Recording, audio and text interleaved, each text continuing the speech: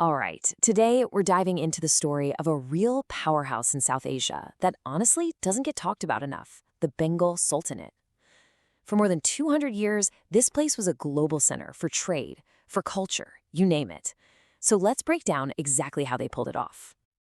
Now, if you want to get a sense of just how big a deal Bengal was, you don't have to take my word for it. Just look at what people who visited at the time had to say.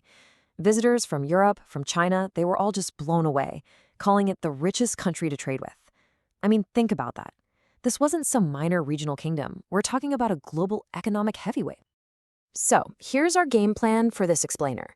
We'll kick things off with how it became independent, then we'll hit its golden age, really dig into why it was so rich, cover its eventual fall, and wrap up with the incredible legacy it left behind. Let's get into it. Okay, first up, forging an independent sultanate. So, you gotta understand, Bengal didn't just pop up out of nowhere. It started as a province of the huge Delhi Sultanate. But here's the thing, Bengal was far away, and it was full of ambitious people. That's kind of the perfect recipe for a breakaway. And that's exactly what happened. It all went down in three main steps. First, Delhi tried the classic divide and conquer move to keep control, splitting Bengal into three different regions. But that strategy, it totally backfired. An ambitious governor named Shamazuddin Ilyas Shah saw this division not as a problem, but as a huge opportunity. He defeated the other rulers, and by 1352, boom, he'd unified the whole region. The Sultanate of Bengal was born. Now this was a huge moment. Delhi didn't just let them go, of course. There were fights, but in the end, they had to face facts. That peace treaty in 1359 was everything. It was Delhi officially saying, okay, you win, you're independent. And that single agreement gave Bengal 200 years of breathing room to build itself into a powerhouse without constantly looking over its shoulder. All right, Section 2, a golden age of power. With independence in the bag, the Sultanate didn't just survive, it absolutely thrived. It entered this incredible period of growth, and it's all thanks to a few key dynasties that really built this place into a genuine empire.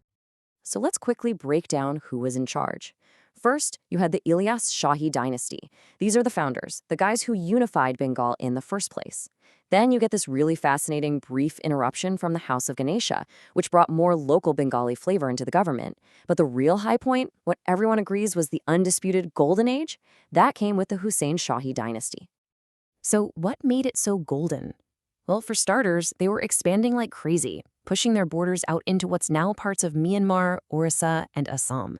At home, they created this really forward-thinking, pluralistic society where both Muslims and Hindus had important jobs in the government. And this is huge. They were the first to make the Bengali language an official court language. That's a massive deal for local culture. On top of it all, they were smart about the economy, making sure they controlled crucial trading hubs like the port of Chittagong. Okay, so all that political stability and military might, it had a pretty amazing side effect. It lit a fire under the economy. Let's dig into how Bengal became a 15th century economic superpower. Check this out. 200,000. That was the estimated population of the capital, Gar, around the year 1500. To put that into perspective for you, that made it the fifth biggest city in the entire world at the time. We're talking bigger than London, bigger than Paris. This place was a massive, bustling metropolis, the absolute heart of the empire. So what was fueling all this? Silver. The official currency was called the taka, a name that, by the way, is still used in Bangladesh today. And making their own pure silver coins wasn't just about money. It was a statement. It was them telling the world, we are independent, we are stable, and we are rich. And what were people from all over the world coming to buy with that silver? Well, the list is incredible. The big one, of course, was textiles. Bengal was legendary for its superfine muslin cloth. But that was just the start. They had silks, pearls, rugs, even things you might not expect, like high-quality paper and tons of rice and sugarcane. If you were an international merchant back then, you absolutely had to make a stop in Bengal. And all these amazing products created a trade network that spanned the globe. I mean, from Bengal's ports, you had ships heading out across the Indian Ocean, linking them to markets in Malacca, Ming China, the Maldives, all the way to the Middle East. It wasn't just on the map, it was a critical junction, a key hub in the entire medieval world's trading system. But as we all know, golden ages don't last forever.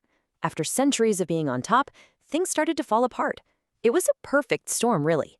new enemies on the outside, and serious problems brewing on the inside. So, how did it all go down?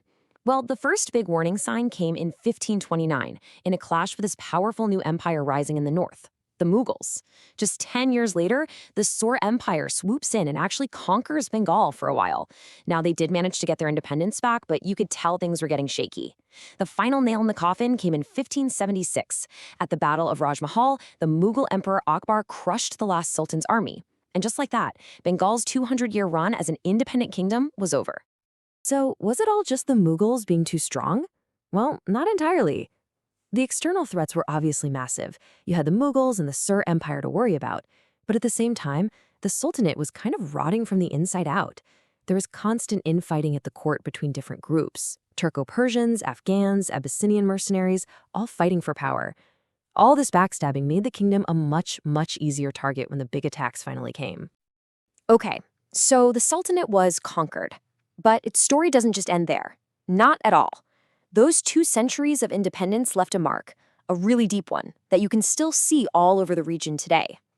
So what exactly is that legacy? Well, it's everywhere. You can see it in the architecture. They created this unique curved roof style that was so cool. Even the Mughals, who conquered them, started copying it. They made Bengali an official language, which gave a massive boost to the region's literature and poetry. On a bigger scale, they were the first to unite all of Bengal under one ruler, forging a sense of regional identity that's still incredibly strong. And economically, they laid the groundwork for Bengal's role as a global textile giant, a reputation that lasted for hundreds of years. So yeah, the Sultanate as a political entity ended way back in 1576, but its influence, it's literally woven into the fabric of the region, which leaves us with a pretty mind-blowing question to think about. How can a kingdom that vanished more than 400 years ago still have such a huge impact on the language, culture, and identity of 250 million people today? If you want to dive deeper into histories like this one, definitely check out our South Asia history playlist. And hey, if you liked this explainer, make sure you subscribe to Notebook Summaries so you don't miss the next one. Thanks for watching.